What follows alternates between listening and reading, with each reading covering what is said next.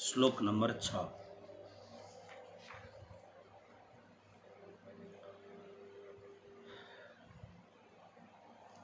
जसरी एउटा उदाहरण दिएर भन्दै हुनुहुन्छ, यथाकाशस्थितो नित्यं वायुः सर्वत्र गो महान् तथा सर्वाणि भूतानि मत्स्थानित्युपधारय। यथा आकाशस्थितः नित्यं वायुः सर्वत्रगः महान् तथा सर्वाणि भूतानि मत्स्थानि इति उपधारय। यथा जस्तै आकाशस्थित नित्यं वायु सर्वत्रगः, यो वायुको विशेषण हो। सर्वत्रगः भनेको सबैतिर जाने, ग सर्वत्र सबैतिर, यत्र तत्र सर्वत्र, ग माने जाने, सबैतिर जाने, सबैतिर हिँड्ने डुल्ने विचरण गर्ने। महान भनेको विशाल वायु। नित्यम आकाशस्थितः सधैँ नै आकाशमा स्थित रहन्छ। तथा त्यसरी नै सर्वाणि भूतानि सम्पूर्ण प्राणीहरू मत्स्थानी इति उपधारय। मत्स्थानी भनेको ममा नै, मेरो भित्र नै स्थित छन् भन्ने कुरो। इति उपधारय, यस्तो तिमीले सम्झ।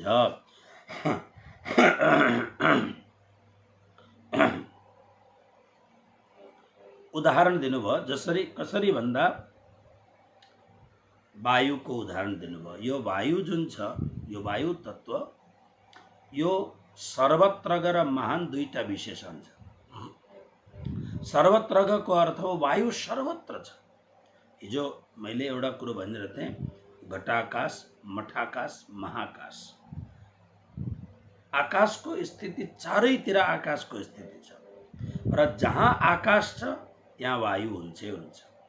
वायु घुम्नका लागि आकाश चाहिन्छ। ओके, तर यसमा यो सर्वत्रगहको अर्थ के हो त भन्दा वायुलाई कसैले कहीँ रोक्न सक्दैन, यो सर्वत्र हुन्छ। अब विचार गर्नुहोस्, अहिले पनि दुनियाँमा हावाबाट कति उपद्रवहरू हुन्छ। अमेरिकामा समुद्रबाट उठ्ने तुफानहरू, जसलाई हरिकेन भन्छन्, त्यहाँ प्रत्येक वर्ष तुफान आउँछ। यो मायामी, यो फ्लोरिडा जुन समुद्रको किनारा हो, यता ह्युस्टनपट्टि यो भागमा जहिले पनि, अमेरिकामा त यति तुफानहरू आउँछ, समुद्रबाट उठ्ने तुफानहरू, त्यसलाई हरिकेन भनिन्छ। यसरी नै यता क्यालिफोर्नियातिर जानुहोस्, धेरै भन्दा धेरै धरतीकम्प, भुइँचालो आइरहन्छ। फेरि त्यो कोलोराडो र यो क्यालिफोर्नियाको जङ्गलहरूमा प्रत्येक वर्ष आगो लागेर यति धेरै नोक्सान हुन्छ, अस्ट्रेलिया र अमेरिकामा। तर देश तुरन्त सद्धर हुन्छ, फेरि अर्को वर्ष प्रकोप, प्रकृति प्रकोप त बहुत हुन्छ त्यहाँ। सर्वत्रगह, हावालाई रोक्न बहुत गाह्रो छ। सर्वत्रगह, सर्वत्र विचरण गर्दछ। महान, महानको अर्थ हो अत्यन्त शक्तिशाली छ। किन शक्तिशाली छ भने सुनामी आयो, जापानको हालत के भयो, गोवातिर कस्तो हुन्छ। अघि मतलब प्रकृति जब प्रकोपित हुन्छ, प्रकृति जब अत्यन्त प्रकोप गर्दछ, त्यतिखेर मान्छेहरूले जति गरेको छ त्यो मान्छेहरूको संसाधनले प्रकृतिलाई रोक्न सकिँदैन। त्यसकारणले हामी बेला बेला के सुन्छौँ भन्दा, हामी बेला बेला सुन्छौँ समुद्र, चन्द्रमामा मान्छेहरू अब जमिन किन्छन् अरे भन्ने सुन्छौँ।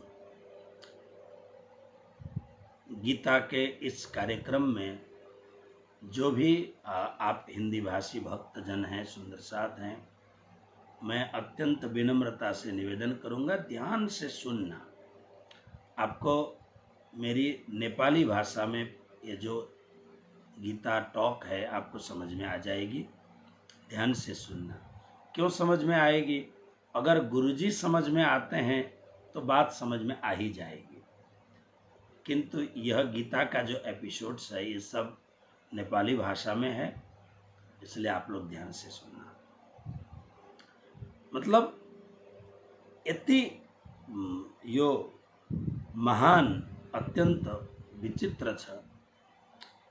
प्रकृतिलाई मान्छेहरूले सोच्दछ मैले यसो गरेँ, मैले यसो गरेँ, मैले यसो गरेँ भनेर सोच्दछ, तर मान्छेहरू सामान्य सामान्य कुरामा दुर्घटनाग्रस्त हुन्छ। भारतमा अहिले एउटा भयंकर दुर्घटना भयो। मान्छेहरू त अब प्लेनमा मर्दाखेरि सबै नै मर्छन्, तर यसपालिको दुर्घटनामा मान्छे कम मरे तर दुर्घटना अत्यन्त भयंकर भयो। प्लेन दुईटा कट क्र्यास भयो। किन भन्दाखेरि अत्यन्त अनुभवी क्याप्टन साठेले पनि प्लेनलाई रोक्न सकेनन्। अब यसमाथि एनालाइसिस भइरहेको छ, यसमा चर्चा हुन्छ। मान्छेहरूले कोसिस गर्दछन्। मैले हिजो अस्ति कहिले एउटा सुन्दै थिएँ, अब मान्छे 100 वर्षभन्दा लामो बाँच्ने मान्छेहरूले एउटा त्यस्तो खालको दबाई सोच्दैछन् र दबाई पाइ पनि सकेको छ भन्ने हुन्छ। तर मान्छेहरूले जति गरे पनि प्रकृतिभन्दा माथि मान्छे जान सक्दैन। र सबभन्दा राम्रो के हो भन्दा प्रकृतिसँग तालमेल मिलाएर, प्रकृतिसँग एउटा मैत्री भावना राखेर अगाडि बढ्यो भने बहुत राम्रो हुन्छ। प्रकृतिलाई मन्थन गरेर, प्रकृतिलाई उल्लङ्घन गरेर, प्रकृतिलाई परेशान गरेर मान्छे अगाडि बढ्दाखेरि अनि दुर्घटनाग्रस्त हुन्छ मान्छे। र महान शब्दको अर्थ यो हो, वायुको अत्यन्त शक्ति विशाल छ र यो वायु आकाशमा स्थित रहन्छ। वायु जसरी वायु आकाशमा स्थित रहन्छ त्यसरी नै भगवान भन्नुहुन्छ ममा प्राणीहरू स्थित छन्। यसको मूल अर्थ यही हो कि भगवानको सत्ता सम्पूर्ण, मैले अघि कुराहरू भनिसकेको छु, भगवानको सत्ता सम्पूर्ण प्राणीहरूभित्र छ। इच्छा आफैले विचार गर्नुहोस्। खालि हामी कोही कोही बेला बहुत ज्ञान पढ्छौँ, सुन्छौँ, ज्ञानी हुने एउटा हाम्रोमा त्यस्तो खालको भाव पनि जाग्दछ। तर वास्तवमा मान्छेले विचार गर्ने हो भने, यति कुरो विचार गर्ने हो भने, परमात्मा मेरोमा छन् र सामने जो छ त्यसमा पनि परमात्मा छन् र जहाँ परमात्मा छन् त्योसँग व्यवहार कस्तो गर्नुपर्दछ। गुरुले दुईजना शिष्य गुरुका, ठुलो आश्रम गुरुदेवको, बडा समर्थ गुरु अनि समर्थ गुरु। पछि अब गुरुदेवले पनि विचार गर्नुभयो म बुढो भइसके, कहिले मेरो अन्तिम समय हो थाहा हुँदैन र यो आश्रम जिम्मा लगाउनु पर्यो, तर दुईजना मध्येमा एउटालाई जिम्मा लगाउनु पर्छ। तर दुवै समर्थ छन्, परीक्षा कसरी गरौँ भन्दा गुरुदेवले एउटा सिम्पल, बहुत सामान्य परीक्षा गर्नुभएछ। दुवैलाई एक एकवटा केला दिनुभयो, बनाना। गुरुदेवका करोडपति शिष्यहरू, गाउँका सामान्य शिष्यहरू सबै छन्। सबैले आग्रह गरे, गुरुदेव अब एउटालाई त नियुक्त गर्नै पर्छ, उत्तराधिकारी बनाउनै पर्छ एउटालाई, ताकि भोलि केही पनि हुँदाखेरि तुरन्त उसले टेक ओभर गर्न सकोस्। गुरुदेवले भन्नुभयो तिमीहरूको कुरा एकदम साँचो। ओके, गुरुदेवले एक एकवटा बनाना दिनुभयो र भन्नुभयो यो खाएर आऊ। त खानका लागि के छ, खाइहालिन्छ। तर कन्डिसन के थियो भन्दा कन्डिसन यो थियो, कसैले पनि देख्नु हुँदैन। यदि कसैले पनि देखेर खायो भने शर्त भएन। हुन्छ गुरुदेव, दुईटै ज्ञानी छन्, दुईटै गुरुदेवका साथमा बस्दछन्, दुईटै गुरुदेवका प्रिय छन्, दुवै नै समर्थ छन्, हर प्रकारले प्रामाणिक छन्, विश्वासिला छन्, निष्ठावान छन्, विद्वान छन्, कोही फरक छैन दुवैमा। त्यसकारणले गुरुदेवलाई चुन्न गाह्रो भयो, तिमी चाहिँ मेरो उत्तराधिकारी हो भन्न गाह्रो भयो गुरुदेवलाई। केला लिएर गए, दुवै अलग अलग दिशामा गए अनि दुवैले केला खाने कोसिस गरे। एउटाले केला खाएर आयो, अर्को आउन निकै ढिलो भयो, तर आउँदाखेरि ऊ पनि आयो। पुरा सभा समाज बसेको छ। एउटा आएर गुरुदेवलाई केराको बोक्रा दियो। गुरुदेव मैले केला खाएँ। कसैले पनि देखेन, कसैले पनि देख्दै देखेन, त्यस्तो ठाउँमा गएर मैले खाएँ। अच्छा, अर्को शिष्य जब आयो, आउँदाखेरि केला जस्तो लगेको त्यस्तै केरा ल्याएर दियो गुरुदेवलाई।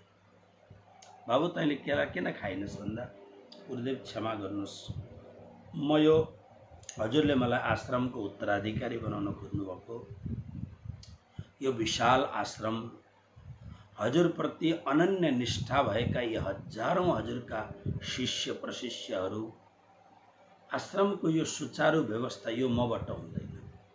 म बस मलाई जे सेवा दिनुहुन्छ, सामान्य भन्दा सामान्य सेवा म गर्दछु।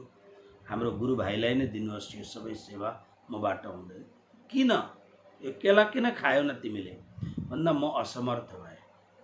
किनभने मैले एकान्त भन्दा एकान्त ठाउँमा गएर हेरेँ, केरा खान खोज्छु, त्यतिखेर कुनै झिँगाले, कुनै मच्छरले अथवा कुनै न कुनै वस्तुले देखेकै हुन्छ। कि सबैमा ईश्वर, सबैमा परमात्मा छ। जब मैले ती केही पनि नभएको ठाउँमा गएर केला खाने तयारी गर्दा मैले आफूले देखेँ, मेरा पनि त आँखा छन्, मैले आफूले देखेँ। मैले आफूले देखेको हुनाले, किनभने म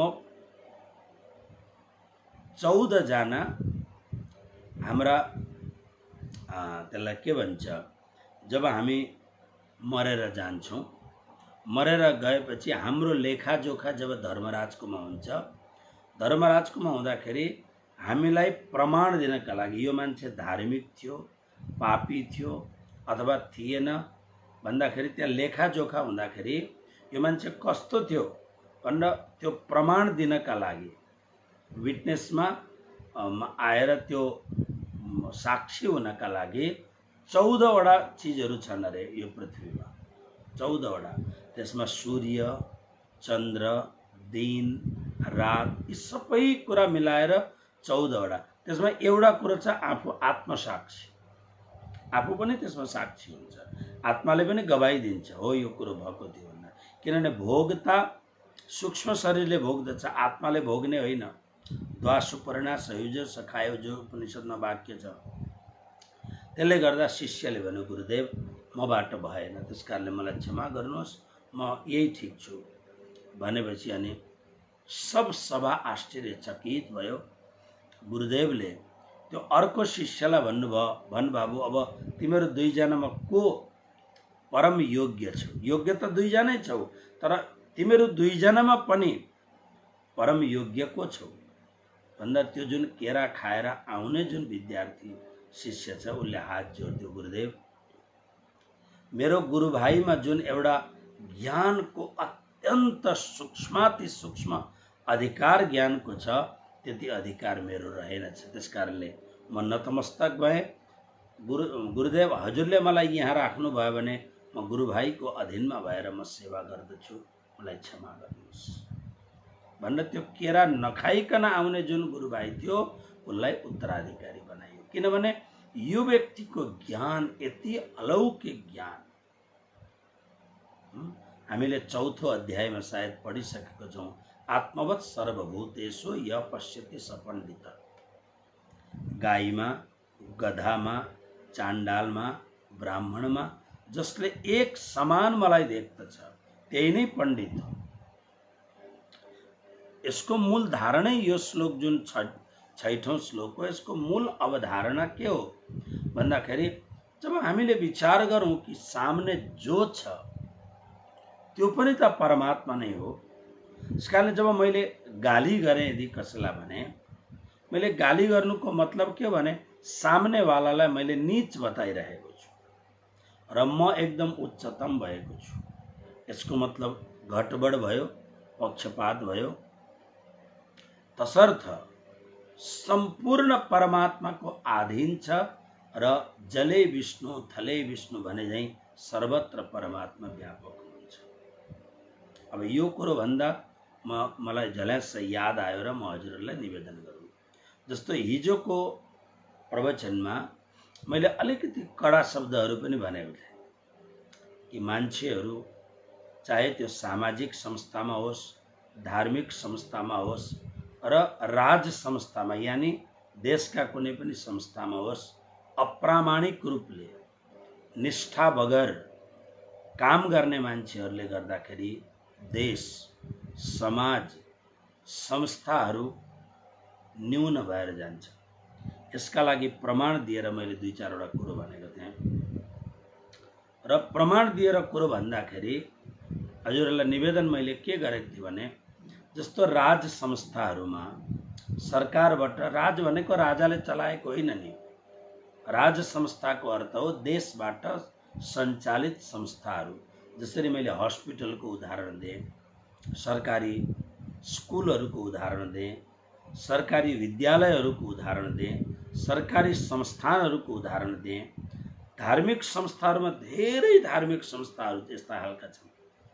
अनि त्यति मात्र नभएर अहिलेका एनजिओ, आइएनजिओहरू जुन तपाईहरूले देख्नुहुन्छ गजबका छन्। एनजिओ, आइएनजिओ को नाममा जहाँसम्म मलाई लाग्दछ, मेरो अवधारणा है, 80% भन्दा धेर एनजिओ, आइएनजिओ मात्र मान्छेहरूले आफ्नो स्वार्थको पूर्तिको लागि समाजको कल्याण गर्दैछु भन्ने रूप देखाएर पैसा कमाउनका लागि बनाएका संस्थाहरू छन् 80%।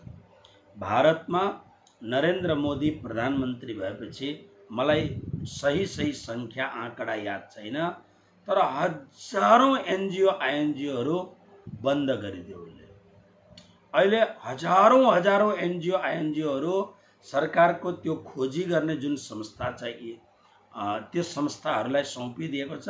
मान्छेहरूलाई थाहै छैन के हुँदैछ भित्रबाट। मोदीको एउटै कुरो छ, अब यो दोस्रो कार्यकालसम्मको अन्तिम सम्ममा भारतका धेरै समस्याहरू जो विगत 70 वर्षमा एउटा समस्याको रूप देखाएर भारतको जुन अवदोहन भएको छ, यसलाई ठिक गर्ने। किनभने यो मान्छे विचित्र मान्छे छ। भारतले अहिले 2-4 वटा मान्छे जुन पाएको छ, विचित्र मान्छेहरू पाएका छन्, मोदी, योगी, यी मान्छे। त्यसले गर्दाखेरि संस्थाहरू बन्द हुँदैछन्। मैले हिजो पनि हजुरहरूलाई यो उदाहरण दिएको थिएँ। यो उदाहरण दिँदाखेरि मैले 2-3 वटा शब्द प्रयोग गरेँ। शब्द प्रयोग के गरेँ भने एउटा मान्छे जुन कार्यमा नियुक्त भएको छ, यदि त्यो कार्य राम्ररी गर्दैन तर त्यो कार्य गर्ने निमित्त भएर आफ्नो घर परिवार र आफ्नो भरण पोषण मात्र गर्दछ भने, उदाहरणको लागि जस्तो मैले उदाहरण हजुरहरूलाई दिउँ, म जुन गाउँमा बस्दछु यहाँ सरकारी स्कुल छ। कुनै पनि योग्य व्यक्ति यो सरकारी स्कुलमा पढ्दैन। जबदेखि म आएपछि मैले सरकारी स्कुलमा सरकारको हेडमास्टर बहुत जुन आए अत्यन्त भक्त छन्, मसँग आउँछन्, गुरुदेव भन्छन्। विशेष उत्सवमा म गएर सरकारी स्कुलमा झण्डोत्तोलनदेखि धेरैवटा कार्यमा म भागीदार हुन्छु र मैले त्यहाँ भनेको छु, सरकारका धेरै प्रकल्पहरू छन् सरकारी स्कुलका लागि, तर सामान्य भन्दा सामान्य फी भर्न नसकेर थुप्रो केटीहरू स्कुलमा 10 क्लास पनि पास नगरिकन स्कुल क्विट गर्दछन्, छोडिदिन्छन्। र मैले हेडमास्टरलाई भनेको छु, हेर्नुहोस्, कसैलाई पनि स्कुल छोड्न नदिनु। आर्थिक स्थितिले कोही पनि तकलिफ पाउँछ भने नानीहरूलाई नभन्नु, तपाईँ आएर मलाई लिस्ट दिनु, म भरिदिन्छु फी, सबैको फी म भरिदिन्छु, तर स्कुलबाट कसैलाई पनि जान नदिनु। कमसेकम 10 क्लास नानीहरूले पढ्नु। तर आश्चर्य तपाईहरुलाई लाग्छ, स्कुलमा पढ्ने सरकारी स्कुलमा पढ्ने मान्छेहरू ती नानीहरू अत्यन्त गरिब वर्गका नानीहरूदेखि बाहेक अरू कोही पनि छैन। भरोडा जस्तो सानोभन्दा सानो गाउँमा प्राइभेट स्कुलका लगभग 5वटा स्कुलका बसहरू डेली यहाँ आउँछन्। यति सानो गाउँमा र बच्चाहरूलाई उठाएर लिएर गएर सरकार प्राइभेट स्कुलमा पढाउँछ। कारण के छ? अनि मेरा थुप्रो सरकारी स्कुलका टिचरहरू शिष्यहरू छन्। म उनीहरूसँग बसेर डाइरेक्ट यसरी कुरा गर्दछु, तिमीहरू यति धेरै तलब लिन्छौ अनि तर पनि सरकारी स्कुल सुध्रिँदैन किन भन्दा उनीहरू हाँस्छन्। गुरुजी, हामीले सुधार्ने कुरो होइन, माथिबाटै यस्तै चलेर आएको छ, तपाईँ यो कुरो बुझ्न सक्नुहुन्न। मलाई एउटा कुरो तपाईँ भन्नुहोस्, महिनाको 30,000, 40,000, 50,000, 70 हजार रुपियाँ महिनाको लिएर कमसेकम एउटा व्यक्तिले दुनियाँ जे गरोस् तर म त इमान्दारी पूर्वक जीवनभरि काम गर्छु भनेर एउटा व्यक्ति मात्रै इमान्दार पूर्वक लाग्ने हो भने अरू सबै इमान्दार बगैर काम गर्ने मान्छेहरू आफै डराउन थाल्दछ।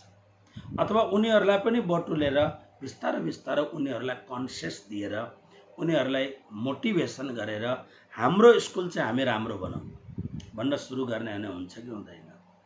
तर माथिदेखि नै भ्रष्टाचार चलेको छ।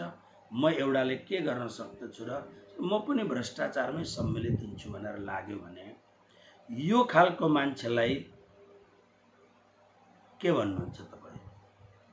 यो जुन खालको मान्छे छ, यो खालको मान्छेलाई के भन्नुहुन्छ? सरकारी हस्पिटल छ यहाँनिर, मैले यहाँनिर 12 वर्ष दवाखाना चलाएँ। मैले आफ्नो खर्चले 12 वर्ष दवाखाना चलाएँ। गाउँमा सरकारले डाक्टर नियुक्त गर्यो, MBBS डाक्टर। अनि मलाई भने, गुरुजी तपाईँले तपाईँको यो हस्पिटल चल्यो भने हाम्रो सरकारी दवाखाना चल्दैन। पुरै गाउँका भद्र भलाजमी आए, मेरो दवाखाना बन्द गराए। अमेरिकाबाट दबाई लिएर आउँथे, इन्जेक्सनहरू लिएर आउँथे। सामान्यभन्दा सामान्य पब्लिकले राम्रो भन्दा राम्रो उपचार पाउँदथे। गाउँकै भद्र भलाजमी जुन सरकारी हस्पिटलका ट्रस्टीहरू छन् आएर मलाई रिक्वेस्ट गरे। मैले त मानेको थिइनँ, म अमेरिका भएको बेला बन्द गराइदिएँ। ओके, अब हेर्नु, सरकारी हस्पिटल छ, यति पैसा आउँछ सरकारी हस्पिटलमा, डक्टरै हुँदैन। कोही बेला म ब्लड प्रेसरहरू चेक गर्न गएँ भने डक्टरै हुँदैन। भयो भने पनि भित्र डक्टर बसिरहेको छ, फोनमा कुरो गर्दछ। म जस्तो मान्छेलाई, जो आश्रमको, यो गाउँको एउटा प्रतिष्ठित आश्रमको एउटा मान्छेलाई पनि डक्टरसँग भेट गर्न कोही बेला 10-10 मिनट टाइम लाग्दछ। म यसो हेर्छु के गर्दैछ भन्दा फोनमा कुरो गर्दछ। यो खालको मान्छेलाई के भन्नुहुन्छ? नमक हराम भन्नुहुन्छ कि भन्नुहुन्न? राम्रा मान्छे छैनन् होइन, राम्रा मान्छे नहुने हो भने त यति पनि चल्दैन। राम्रा मान्छे छन्, तर राम्रा मान्छेमा एउटा बहुत ठुलो तकलिफ के छ भन्दा राम्रा मान्छेहरू सङ्गठित छैनन्। आफू एक्लै राम्रो गर्दछन्, तर जुन संस्थानमा, जुन सोसाइटीमा, जुन अर्गनाइजेसनहरूमा काम गर्दछन् त्यहाँ सबैलाई एकत्रित गरेर राम्रो काम गरौँ। राम्रा मान्छे छन्, तर राम्रा मान्छेहरू असङ्गठित छन्। बस म ठिक छु, दुनियाँलाई जे गरून् गरून्, हो माथापच्ची गर्छ भन्ने हुन्छ। त्यसले गर्दा के हुन्छ? नराम्रो काम बढ्दै जान्छ। राम्रो गर्ने मान्छेहरूले इन्कलाब गर्नुपर्दछ, राम्रो गर्ने मान्छेले मेहनत गर्नुपर्दछ, राम्रा मान्छेहरूको सङ्गठन बनाउनु पर्दछ। जसरी के अरे टेररिस्टहरूको सङ्गठन हुन्छ, त्यसरी नै राम्रा मान्छेको पनि सङ्गठन हुनुपर्दछ। त्यसले गर्दाखेरि मैले हिजो अस्तिको अहिले हो यसो अलिकति एउटा फिल्मको एउटा ट्रेलर हेरेर थिएँ, अक्षय कुमार नै होला त्यसको नाम सायद, जसले अहिले कोभिड-19 थुप्रो सरकारलाई पैसा दियो। त्यसको एउटा सानो फिल्म, त्यसै होइन, सन्नी देवलको रहेछ। त्यसको एउटा सानो क्लिप हेरेको थिएँ। एउटा केटीलाई एउटा मन्त्रीको छोराले तेजाब हानेर उसको अनुहार बिगारिदियो। मन्त्रीको छोराले उसको बहिनीलाई बिगारिदियो। फिल्मको कुरो हो। त्यसको पछि उनीहरूले निश्चित गरे, लिस्ट बनाऊ, जति पनि तेजाब फ्याँकेर नानीहरूको अनुहार बिगारेका छन् ती सबैलाई मारिदिन थाले। समाजले त्यो मार्ने मान्छेहरूलाई यति प्रोत्साहन गरे, जबकि उनीहरू कानुन विरुद्ध काम गर्दै थिए, तर पुरा समाजले सपोर्ट गर्यो। समाजले, किन समाजलाई जरुरत थियो। हजारौं स्त्रीहरूको हिजोसम्म हेर्दा यति माया लाग्दो राम्रो अनुहार। तपाईहरुलाई थाहै छ केटी मान्छेहरूको एउटै स्वभाव राम्रो बन्ने। प्रभुले उनीहरूलाई राम्रो पनि बनाएको छ। त्यसमा तेजाब फ्याँकेपछि के हुन्छ? त्यस्तो घटना भारतमा त बहुत घट्दछ यस्तो घटनाहरू। एउटा सानो फिल्मको क्लिपले के भन्दैछ भने राम्रो पनि संगठित हुने भने त्यसले राम्रो हुन्छ, अत्यन्त राम्रो हुन्छ। तपाईहरुलाई खाली म मेरो कुरो भनौं, हाम्रो आश्रममा, काठमाडौँ आश्रममा कमिटीहरूले, हाम्रो समितिहरूले जति मेहनत गर्नुहुन्छ, यदि त्यति नै मेहनत हाम्रो आश्रमको कर्मचारीहरूले त्यति नै मेहनत गरिदिने हो भने हाम्रो आश्रम बहुत प्रगति गर्न सक्छ। बस यति नै कुरो। त्यसकारणले मैले कोही बेला गुरु मान्छे हुँ, भित्र पीडा हुन्छ, किनभने मैले अत्यन्त खर्च गरेर एउटा ब्राह्मण परिवारको उद्धार होस् भनेर अत्यन्त विपन्न डोकामा, नाङ्लामा, काठमाडौँमा बाहिर बसेर, चोकमा बसेर सुन्तला बेच्ने मान्छे, पुजारी मान्छेलाई मैले अमेरिका लगेर सेट गराएपछि मलाई उनीहरूको भरण पोषण मैले गरिदिएपछि म यति कामना गर्छु कि गर्दिन कि यो मान्छेले संस्था, जुन संस्था म चलाउँदैछु यो समाजको संस्था हो, यो राम्रो होस्, अगाडि बढोस्। त्यो मान्छेले सोच्नु पर्छ, जब उसको घर गृहस्थीलाई भरण पोषण गरिदिने, उनीहरूको छोराछोरीलाई अमेरिका लगेर राम्रो भन्दा राम्रो पढाइ गरिदिने व्यवस्था मैले दिएपछि उनीहरूले धेरै भन्दा धेरै पैसा कमाइहालौँ भनेर संस्थालाई ठग्नुहुन्छ। यस्ता खालका पुजारीलाई नमक हराम भनिन्छ कि भनिदैन? जवाब दिनुहोस् मलाई। यस्ता खालका मान्छेहरूले नै समाजलाई हमेशा खत्म बनाइदिन्छ। त्यसकारणले जब समाजले हामीलाई यो खाली एउटै कुरो, यो श्लोकलाई म यसरी प्रतिपादन गर्दैछु कि परमात्मा जसरी मेरो भित्र छन्, परमात्मा सामनेवालामा पनि परमात्मा छन् भन्ने सोच्ने बित्तिकै हामी कसैसँग पनि नराम्रो गर्दैनौँ। त्यसले गर्दाखेरि हामी जस्तो साधु म हरिद्वार बस्दा, वृन्दावन बस्दाखेरि मैले देखेको छु। साधुहरू घरमा अत्यन्त गरिबी भएको हुनाले साधु भएका छन्। हाम्रै समाजमा 2-4 जना 10-20 जना यस्ता खालका पण्डित साधु मैले देखेको छु। घरमा बिल्कुल केही पनि नभएर अलिकति सिकेर, पारायण पढेर, अलिअलि सानोतिनो प्रवचन गरेर महिनाको 10-20 हजार रुपियाँ कमाएर घर चलाउने साधुहरू मैले देखिरहेको छु, पण्डितहरू मैले देखिरहेको छु। भद्रावतीपुरी धाममा प्रत्येक वर्ष 500 जना जति यो गोरखपुरी एरियाका मान्छेहरू, बिहारीहरू, यिनीहरू गरिब मान्छेहरू आउँछन्। यहाँनिर दाढी मस्त भएको हुन्छ, रातो कपडा, पहेँलो कपडा लगाएको हुन्छ, 10-10 जना, 15-15 जनाको झुन्ड आउँछ। उनीहरूलाई हामी राख्छौँ, हलुवा सलुवा बनाएर, खाना राम्रो दिएर, एक दिन राखेर एउटा धोती, आइमे मान्छेलाई एउटा साडी र केही रकम पनि हामी दिन्छौँ। प्रत्येक वर्ष आउँछ। हेर्दाखेरि मस्त साधु छन् उनीहरू। अघि बाटोमा हिँड्दाखेरि रेलमा बिल्कुल भाडा दिँदैनन् उनीहरू, यसरी फ्री हिँड्छन्। थाहा छ कि उनीहरू आफ्नो घर, आफ्नो गृहस्थी चलाउनका लागि उनीहरू साधुको एउटा भेष बनाएर समाज माया गर्छ साधु भएपछि। तर टहल किशोर जस्तो मान्छेहरू त्यस्तो साधु त होइन। हामी त सैकडौं मान्छेलाई खुवाएर अनि खाने मान्छे साधुहरू।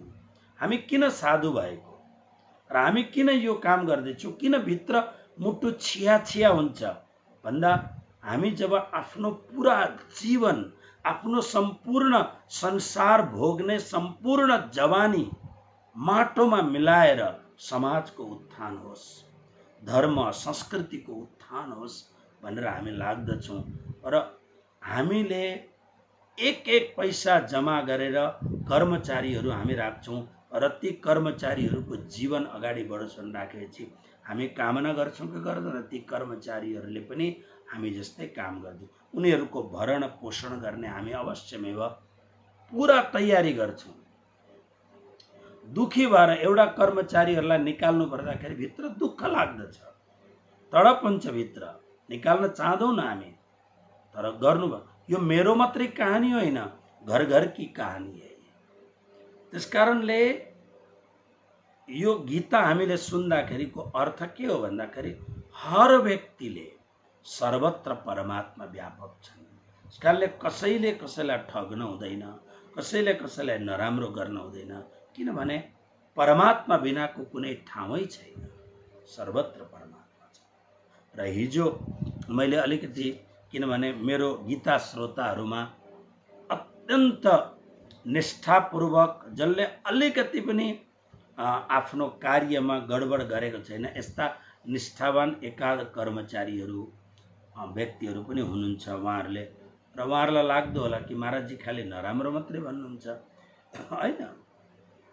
यो संसारमा 100% नराम्रो हो भने त पृथ्वी रसातलमा डुबी नै हाल्छ पृथ्वी। यो शास्त्रको भनाइ छ। यहाँ राम्रा भन्दा राम्रा म जस्तो मात्र होइन, अत्यन्त निष्ठावान साधुहरू पनि यो संसारमा हुन्छन्। अत्यन्त निष्ठावान समाजमा मान्छेहरू हुन्छन्, जसले गर्दा पृथ्वी टिकेको हुन्छ।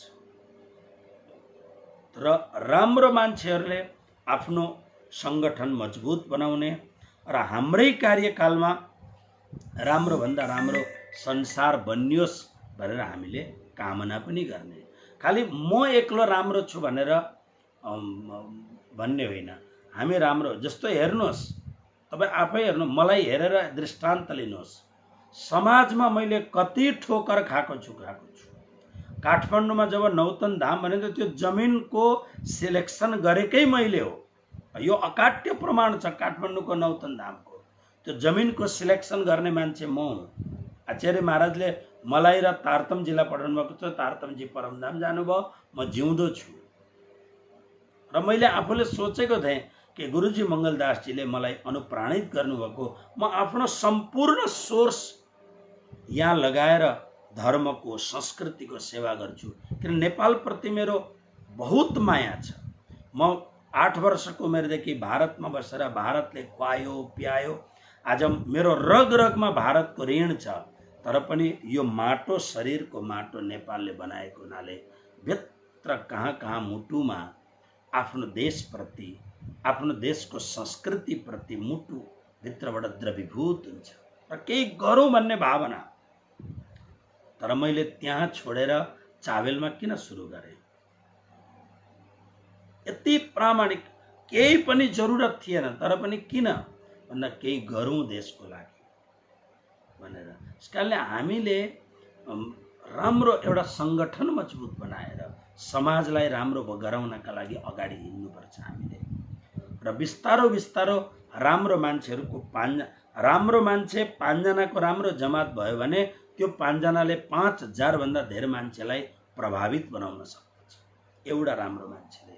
एउटा डाक्टर अब्दुल कलाम भारतमा एउटा यस्तो खालको मुसलमान प्रेसिडेन्ट, त्योभन्दा पहिले प्रेसिडेन्ट भएका छन्, त्योभन्दा पहिले भाइस प्रेसिडेन्ट भएका छन्, तर एउटा अब्दुल कलामले विश्वभरिका मुसलमानहरूलाई ऐना देखाउन सक्ने प्रेसिडेन्ट भयो। एउटा प्रेसिडेन्टले। कस्तो प्रेसिडेन्ट? जो नमाज पनि पढ्दछ तर प्रत्येक दिन गीता पाठ नगरिकन भोजन गर्दैन, त्यस्तो खालको प्रेसिडेन्ट। एउटा मान्छेले पुरा विश्वका 50 वटा देशका मुसलमानलाई प्रभावित बनायो, एउटा मान्छेले। त्यसकारणले राम्रा मान्छेहरूको सङ्गठन राम्रो बनाऊ।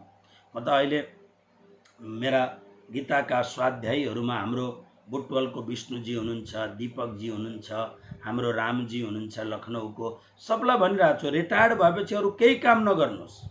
मैले अलिकति टाइम पाएपछि म नेपालमा आउँछु र जो तपाईँहरू रिटायर्ड हुनुहुन्छ, खाना पिउन प्रशस्त तपाईँहरूको पासमा छ, अब संसारका लागि केही पनि काम नगर्ने, हामीले एकजुट भएर कुनै यस्तो खालको काम गरौँ जसले हाम्रो देशमा, हाम्रो देशको संस्कृतिलाई सम्वर्धन गर्नका लागि हामी अगाडि बढौँ। किनभने हाम्रो देशको सनातन संस्कृतिलाई सर्वनाश गर्न एउटा बहुत ठुलो वर्ग लागेको छ। र हामी यदि सचेत भयौँ न भने भोलि हाम्रो देश इरान जस्तो हुन्छ, इराक जस्तो हुन्छ, काबुल जस्तो हुन्छ। भोलि हाम्रो देश विचित्र हुन्छ। भोलि हाम्रो देश हामीले जान्दा जान्दै यदि हामीले मेहनत गर्यौँ न भने बहुत अप्ठ्यारो। तपाईँ विचार गर्नुहोस्, भारतमा एउटा मान्छे, विचित्र मान्छे आयो, यो मोदी भन्ने मान्छे, र अर्को योगी भन्ने भारतको सबभन्दा ठुलो प्रदेशमा आयो।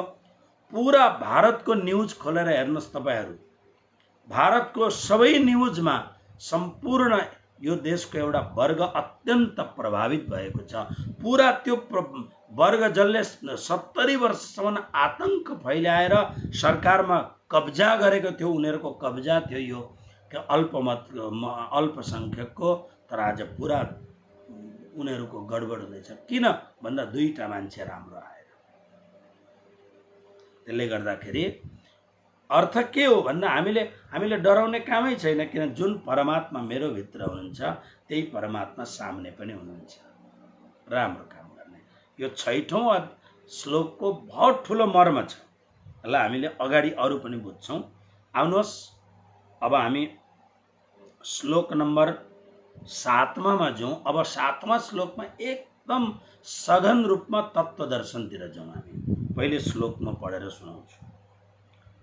सर्वभूतानि कौन्तेय प्रकृतिं यान्ति मामिकाम्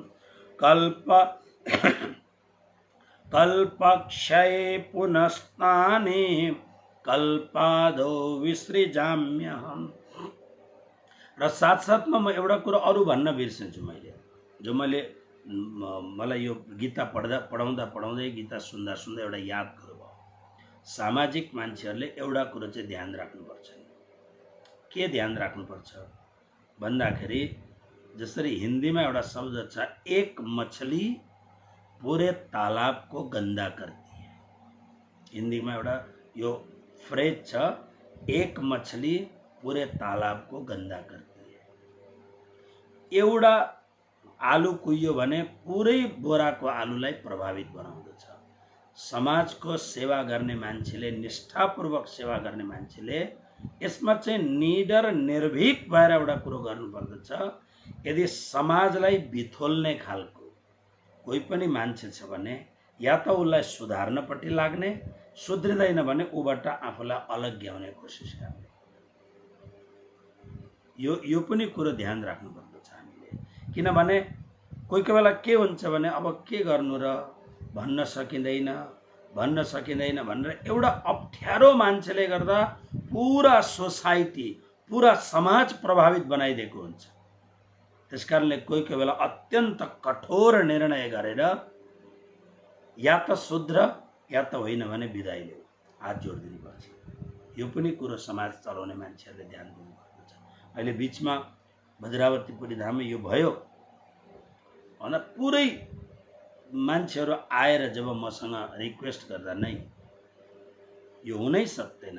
मैले एकपल्ट निर्णय गरेँ, मतलब गरेँ, अब यो पुरा भयो यो निर्णय, अब यसका लागि रिक्वेस्ट लिएर नआऊ।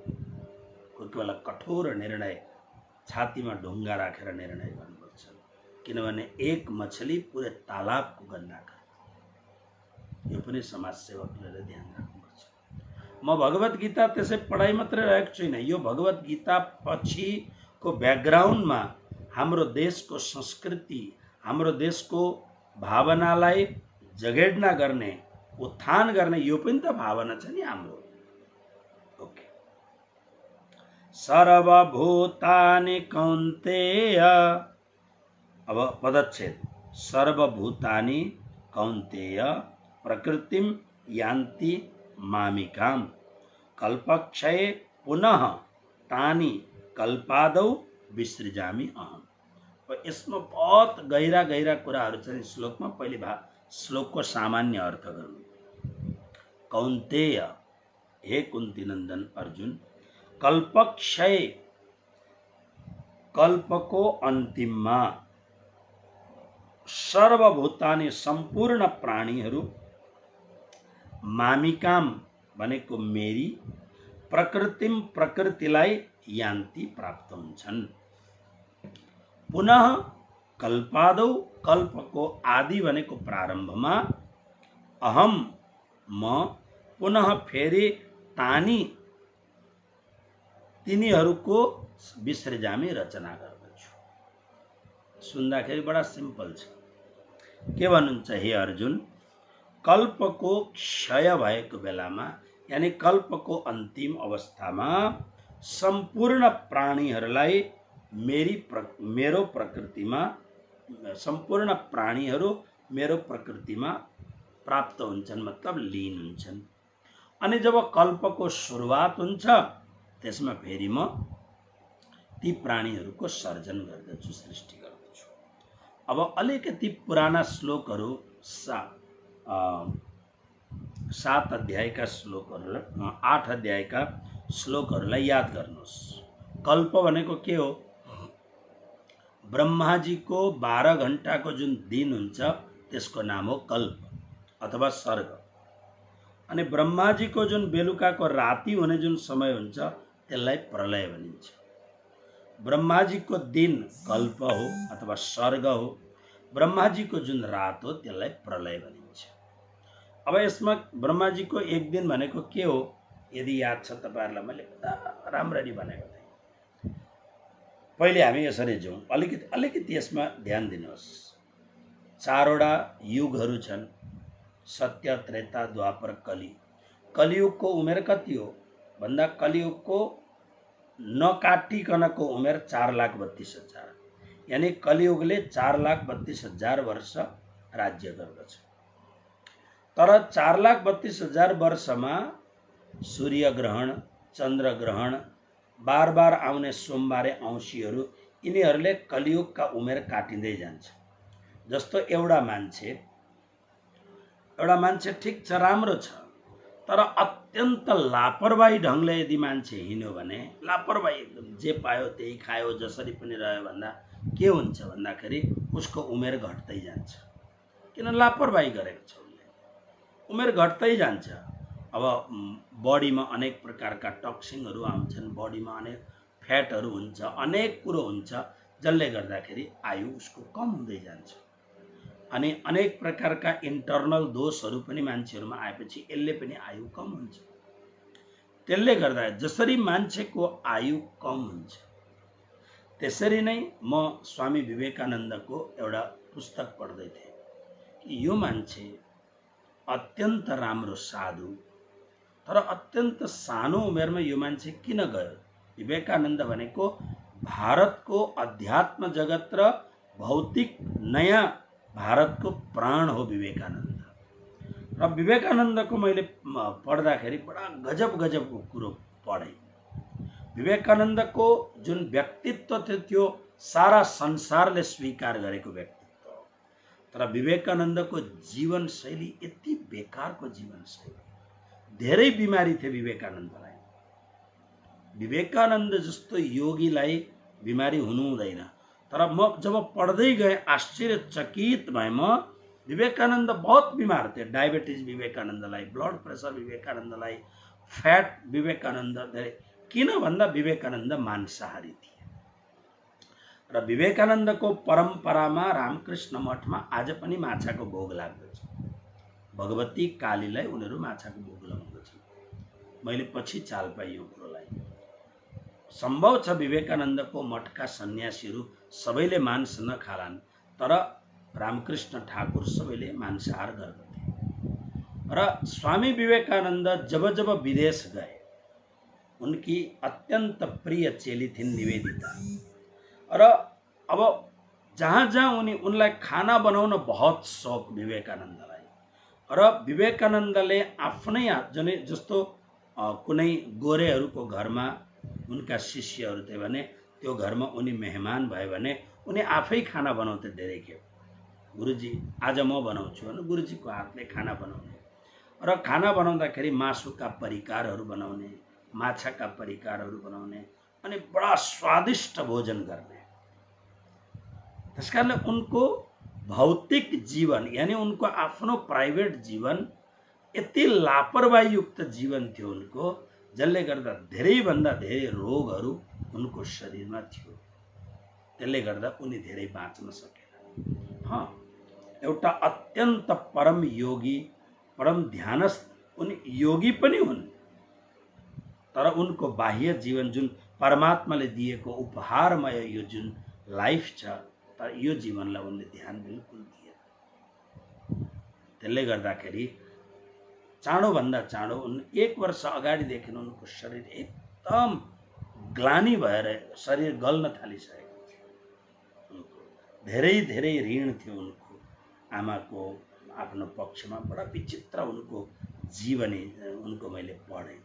तर यो निश्चित छ त्यो जीवनी भए तापनि विवेकानन्द भारतको अध्यात्म जगतको र भारतको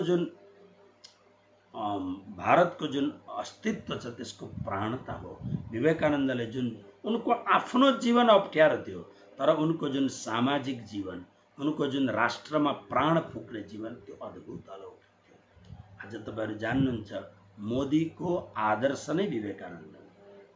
मोदी मात्र होइन, लाखौं लाखौं भारतमा यस्ता खालका कर्मठ व्यक्तिहरू छन् जसको आदर्श विवेकानन्द। महात्मा गान्धी जसले भारतलाई स्वतन्त्र गर्नमा एउटा मुख्य भूमिकाको निर्वहन गरे। तर महात्मा गान्धीको स्वयंको जीवन हेर्नु भने यति विचित्र जीवन थियो। उनले आफ्नी पत्नीलाई कहिल्यै पनि माया गरेनन्। जसले पुरा राष्ट्रमा हिंसा गर्नु हुँदैन, अंग्रेजहरूलाई हिंसा नगरी भगाउनु पर्छ, मुसलमानहरूलाई यिनीहरू पाकिस्तान आफ्नो देश चुडेर लिएर गए। जबकि महात्मा गान्धीले भनेको थियो म भारतलाई टुक्रा हुन्न दिन, यदि टुक्रा भारत भयो भने मेरो लाजमाथि हुन्छ भनेर महात्मा गान्धीले भनेको थियो। उनकै नेतृत्वमा भारतको टुक्रा भयो, जो आज भारतको सबभन्दा ठुलो दुश्मन छ पाकिस्तान। पछि पाकिस्तानकै अर्को भाग भयो बङ्गलादेश। सारा विश्वलाई आज महात्मा गान्धीको फिलोसफी गोरा विश्वले मान्दछ, अहिंसाको फिलोसफी। तर महात्मा गान्धीको जीवनी पढ्नुहोस्, श्रीमतीलाई कहिल्यै माया गरेनन्, जहिले पनि रिसाइरहने श्रीमतीसँग। उनको छोराहरूको र नातिहरूको जीवनी पढ्नुहोस्। महात्मा गान्धीले पुरा राष्ट्रको चिन्ता गरे, तर आफ्ना घरको छोरा नातिहरूको कहिल्यै पनि उनले हेरचाह गरेनन्। यिनीहरूले कस्तो पढ्छन्, कस्तो खान्छन्, कस्तो के गर्छन् भनेर। त्यसकारणले उनको आफ्नो घर कहिल्यै पनि महात्मा गान्धीबाट सन्तुष्ट थिएन। विचित्र जीवन। र अन्तिममा महात्मा गान्धी जो धेरै पाकिस्तानको प्रति दया देखाउन थाले, त्यो पनि मान्छेहरूलाई रुचिकर थिएन। ओके, त्यसकारणले अब हेर्नुहोस्, एउटा मान्छेले पुरा देशलाई प्रभावित बनाएको छ, जसको फिलोसफीले पुरा विश्वको बडा बडा युनिभर्सिटीहरूमा ठाउँ पाएको छ, त्यो व्यक्ति आफ्नो घरमा कति अप्ठ्यारो छ। साना साना कुराहरू हेर्नुहोस्। त्यसले गर्दा जीवन बडा विचित्र जीवन हुन्छ। यस्तो प्रकारले जसरी एउटा मान्छेको आयु अब विधाताबाटै यस्तो खालको छ भने त अलग कुरो हो। तर प्राय किनभने शङ्कराचार्य पनि लामो बाँच्नु भएन, तर शङ्कराचार्यको जीवन अलग खालको जीवन थियो। त्यसरी नै कलियुगको उमेर पनि यस्ता खालका बीचमा यदि विघ्नहरू आयो भने आयु कम हुन्छ। ओके, कलियुगको उमेर हो 4,32,000। 4,32,000 जोड दिनुहोस् गर्दा 8,64,000, यो भयो द्वापर युगको उमेर। 8,64,000 फेरि 4,32,000 जोड दिनुहोस्, यो भयो त्रेता युगको उमेर। मतलब 12,096 वर्ष। फेरि त्यसमा 4,32,000 जोड दिनुहोस्, सतयुगको उमेर हुन्छ, त्यो भयो 17,28,000 वर्ष होला। यति उमेर। यो चारवटालाई मिलाउँदा एउटा चतुर्युगी भयो। एउटा चतुर्युगीलाई 1000 पल्ट गुणा गर्दाखेरि मनुष्यको उमेरको हिसाबले 4,32,00,00,000 वर्ष पुरा हुन्छ। 4,32,00,00,000 वर्ष पुरा हुँदा ब्रह्माको 12 घण्टा पुरा भयो। यो 12 घण्टाको दिनलाई कल्प भनिन्छ अथवा सर्ग भनिन्छ। फेरि यति लामो नै रात्रि हुन्छ। 4,32,00,00,000 वर्षको अर्को उनको रात्रि हुन्छ, जसलाई प्रलय भनिन्छ। भगवान कृष्ण यहाँ के भन्नुहुन्छ, कल्पको अन्तिममा भनेको ब्रह्माजीको 12 घण्टा पुरा भएपछि अब ब्रह्माले जब ब्रह्माको रात्रि सुरु हुँदाखेरि त्यो प्रलय भयो। प्रलय कस्तो हुन्छ, भन्दाखेरि मैले अस्ति हजुरहरूलाई निवेदन गरेको छु, शङ्कर्षण भगवानको मुखबाट आगो प्रकट हुन्छ। त्यो आगोले जति प्रलय हुनुपर्ने ठाउँ छ त्यसलाई जलाएर राख बनाइदिन्छ अनि फेरि अटोमेटिक बारिस हुन्छ।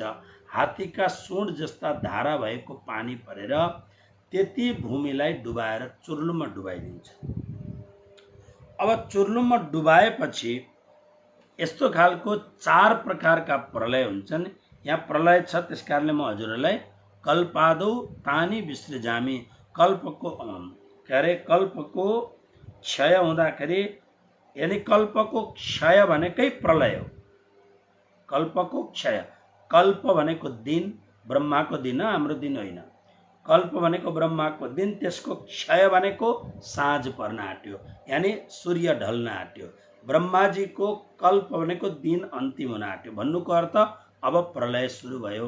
भन्दा 4 प्रकारका प्रलय छन्, नित्य प्रलय, नैमित्तिक प्रलय र प्राकृतिक प्रलय अनि महाप्रलय। मैले नित्य प्रलयको व्याख्या गरेको छु। नित्य प्रलय भनेको सधैँ घटित हुने घटना, सधैँ मान्छे मरिरहेछन्, सधैँ किरा फट्याङ्ग्रा मरिरहेछन्, अथवा हाम्रो पनि आयु सधैँ नै क्षीण भएर गइरहेको छ, यो नित्य प्रलय हो। नैमित्तिक प्रलय भनेको के हो भन्दाखेरि ब्रह्माजीको यो 12 घण्टा पुरा भएपछि नैमित्तिक प्रलय हुन्छ। नैमित्तिक प्रलय हुँदाखेरि के हुन्छ त भन्दा नैमित्तिक प्रलय हुँदाखेरि यो खालको कुरो हुन्छ। यसलाई हजुरहरूले राम्ररी विचार गर्नुहोला।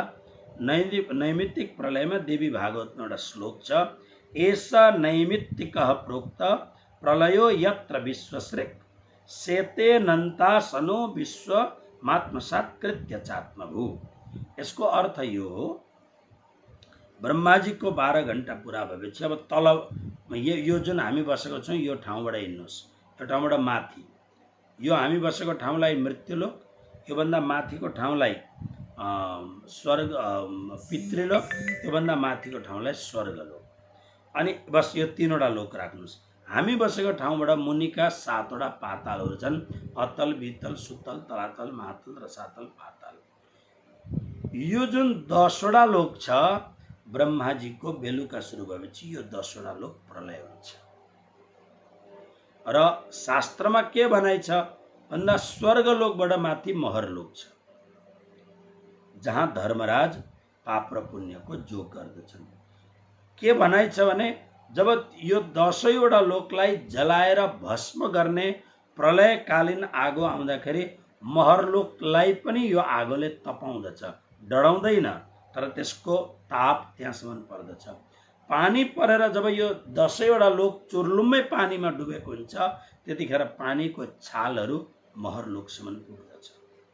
यस्तो कहिलेसम्म हुन्छ भन्दा 100 पल्ट यस्तो हुन्छ, 100 टाइम्स। 100 पल्ट यस्तो भएपछि अनि त्यहाँबाट अर्को एउटा प्रलय हुन्छ जसलाई प्राकृतिक। गीतामा यो सब कुरोको अलग अलग व्याख्या गरेको छैन, त्यसकारणले अन्य शास्त्रहरूबाट अध्याहार गरेर ल्याउनु पर्छ। प्राकृतिक प्रलय।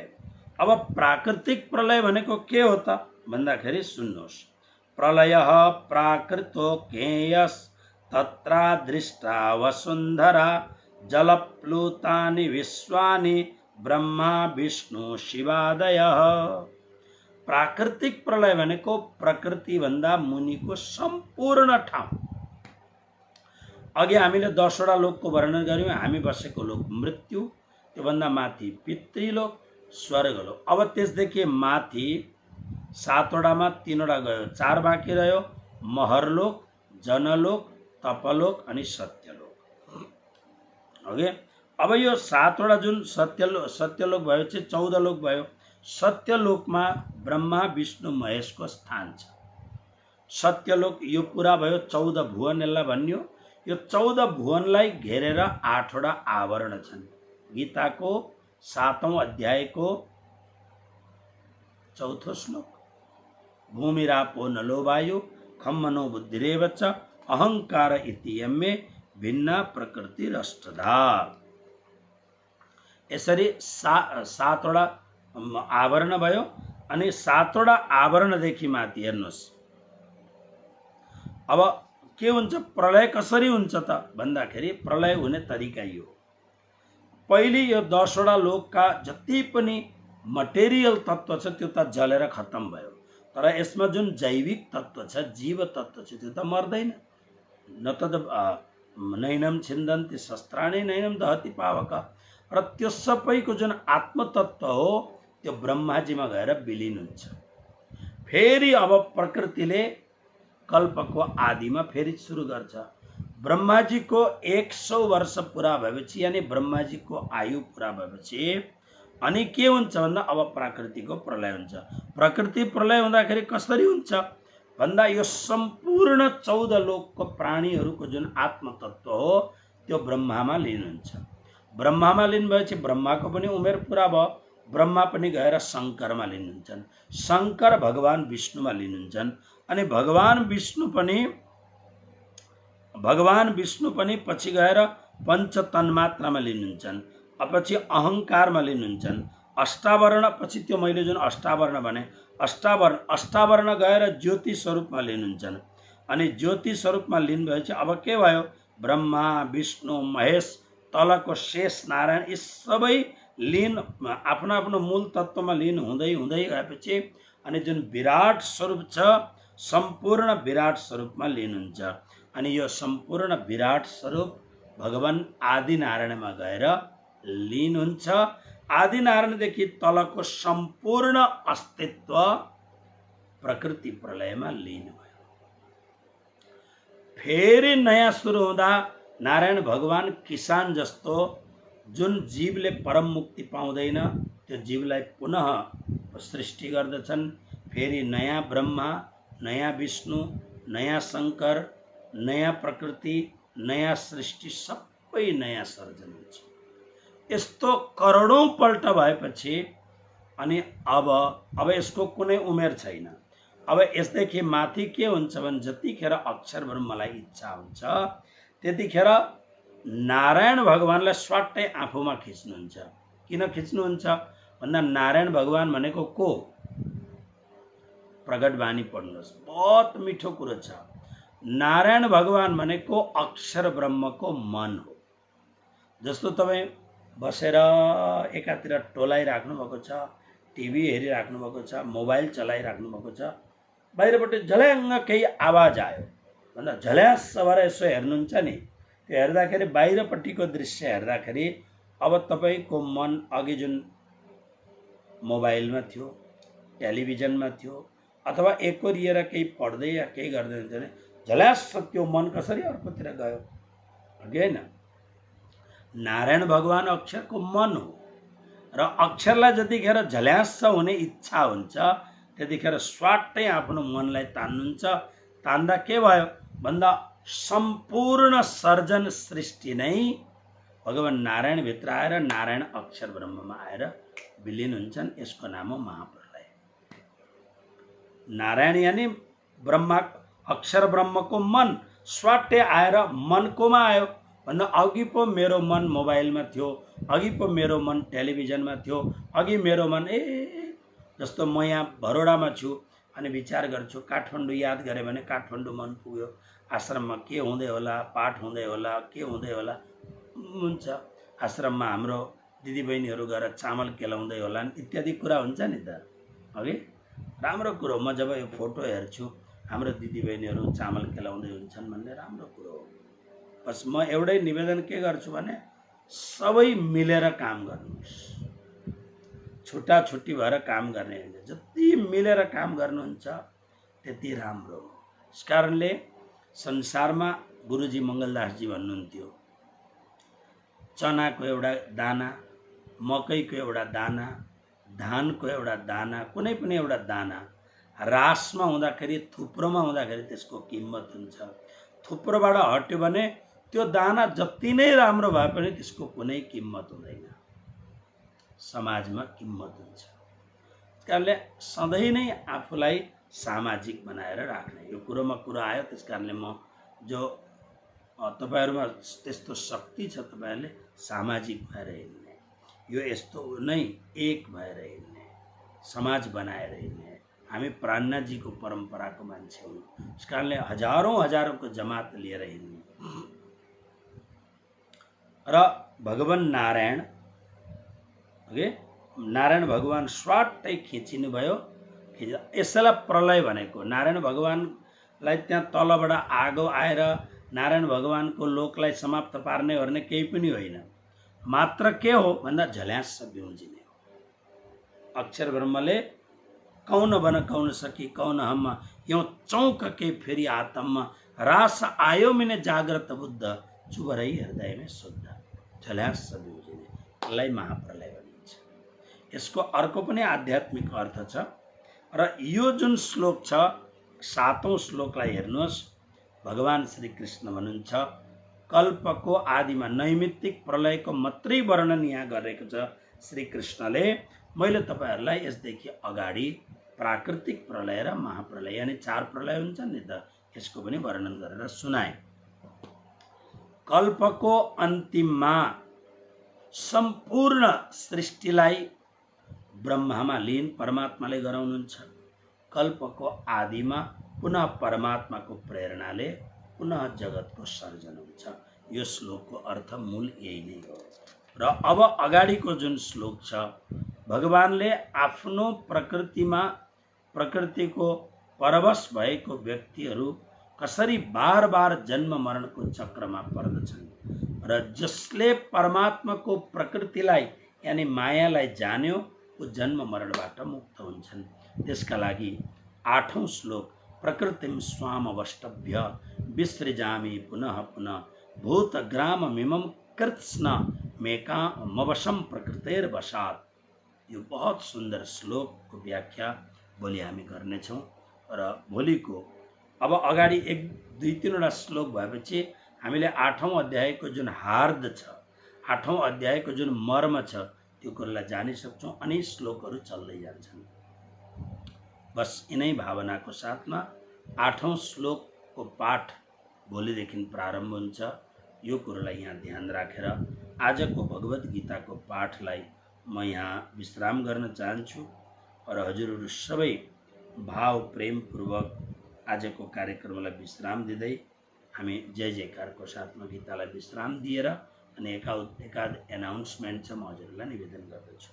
कृष्ण कन्हैया लाल की जय।